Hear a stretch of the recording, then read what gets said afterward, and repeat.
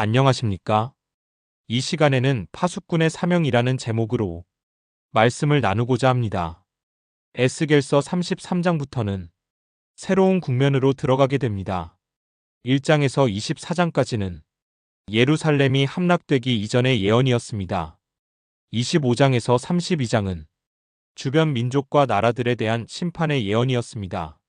33장에서 48장은 예루살렘이 멸망한 이후의 예언입니다. 33장에는 예루살렘이 함락되고 난 후에 하나님께서 에스겔을 파수꾼으로 세우시고 하나님의 경고의 말씀을 이스라엘 족속에게 전하라고 명하시는 내용이 기록되어 있습니다. 6절과 7절을 보겠습니다.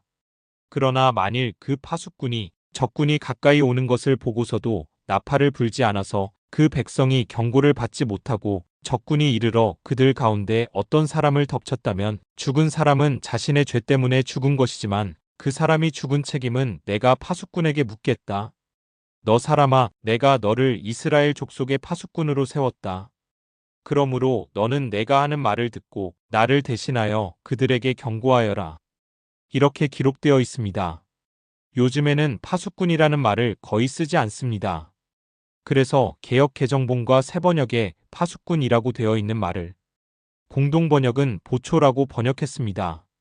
보초의 임무는 적군의 동태를 파악하고 아군에게 알려 파멸을 막는 데 있습니다. 하나님께서 에스겔에게 그런 역할을 주신 것입니다.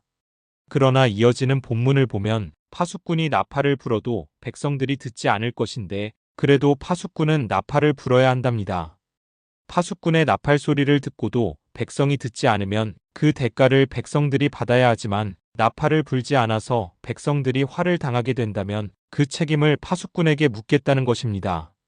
예언자로서의 삶이 고독하고 고통스러울 수밖에 없는 이유가 되겠습니다. 백성들은 본능적으로 평화의 메시지를 원합니다.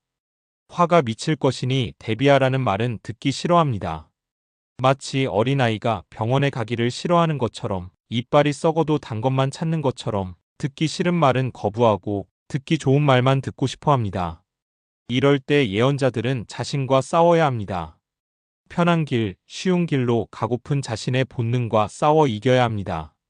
그것이 예언자들의 사명입니다. 그래서 구약 성서에 등장한 예언자 중에 행복한 예언자는 없었습니다. 모두가 힘들어하고 고통스러워했습니다. 예레미야는 눈물의 선지자라는 별명까지 얻었습니다. 그런데 오늘날 예언자의 사명을 이어받았다는 설교자들은 어떻습니까? 그들 중에 자신을 파수꾼으로 생각하는 사람들이 얼마나 될까요? 지구마을이 환경 문제로 위기에 처해도 부익부 빈익빈 현상으로 사회가 양극화되고 부동산 폭등으로 젊은이들이 영끌족이 되어 고통을 받아도 마치 아무 문제도 없다는 듯이 파수꾼의 역할은 내다버리고 복을 파는 장사꾼이 되어버린 사람들이 너무 많습니다. 물론 평화의 메시지를 전할 때도 있어야 합니다. 이사야와 예레미야가 한결같이 예루살렘의 회복을 말했듯이 회복과 평화도 말해야 합니다.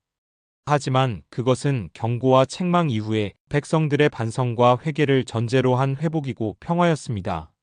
하지만 오늘날 대부분의 설교자들에게서는 그 균형점을 찾기가 쉽지 않습니다. 그저 세상은 그럴 수밖에 없고 그러니까 예수 믿고 천국 가자는 현실 도피적인 신앙이 한국 교회를 짓누르고 있습니다. 하지만 이건 구약의 가르침도 아닐 뿐더러 신약의 가르침은 더더욱 아닙니다. 예수님은 그 누구보다 파수꾼의 역할을 충실히 하신 분이기 때문입니다. 함께 해주셔서 고맙습니다.